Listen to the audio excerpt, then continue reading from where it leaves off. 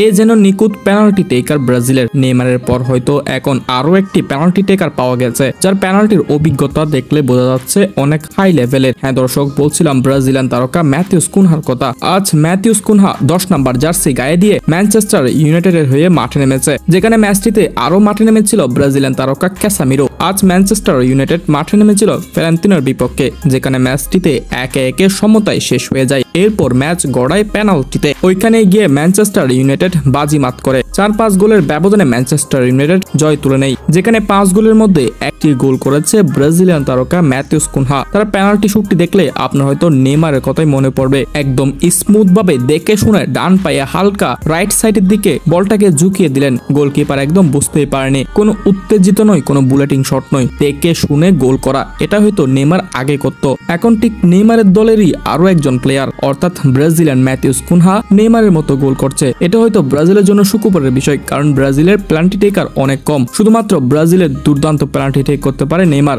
এখন যদি নেইমারের মতো আরো কয়েকজন পেনাল্টি টেকার আসে, তাইলে হয়তো ব্রাজিলের এই পেনাল্টি সমস্যাটির সমাধান হয়ে যাবে। আজ ম্যাচটিতে ক্যাসামিরো 73 মিনিট মাঠে থেকে খেলেছে দুর্দান্ত। পুরো ম্যাচে 34টি পাস করেছেন, 3টি চান্স ক্রিয়েট করেছেন এবং 2টি শট নিয়েছেন। পুরো ম্যাচে দুর্দান্ত পারফরমেন্স করে 7.4 রেটিং পেয়েছেন ক্যাসামিরো।